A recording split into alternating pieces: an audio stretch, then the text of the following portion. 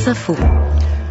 Il est 14h45 sur France Info. Que faut-il retenir de l'actualité? D'abord, la réponse cinglante d'Israël à la Suède après la reconnaissance par Stockholm de l'État de Palestine. Malheureusement, les relations au Moyen-Orient sont plus compliquées que le montage de meubles Ikea, a jugé le ministre israélien des Affaires étrangères. L'Union européenne qui appelle de son côté Israël et les Palestiniens à une désescalade alors que l'esplanade des mosquées a été fermée, qu'un Palestinien a été tué dans un échange de tirs avec des policiers israéliens venus l'arrêter. L'homme était soupçonné d'être impliqué dans une tentative d'assassinat contre une figure de l'extrême droite israélienne. Au Burkina Faso, le gouvernement retire le projet de loi qui devait permettre au président Compaoré de se maintenir au pouvoir et de briguer un 5e mandat l'an prochain.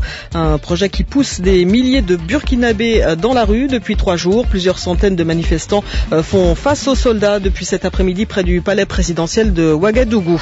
50 nouvelles mesures pour faciliter la vie des entreprises ont été présentées à la mi-journée par le président Hollande. C'est le choc de simplification. Son objectif, moderniser, rendre plus fluides les démarches administratives pour les entreprises et aussi pour les particuliers. Il prévoit en bref un lifting de notre bonne vieille fiche de paye, ridée depuis des décennies, une harmonisation de la notion de jour ou encore des dispositions concernant la médecine du travail.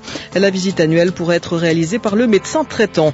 Le tennis à Paris-Bercy, premier qualifié du jour pour les quarts de finale, c'est Thomas Berdych.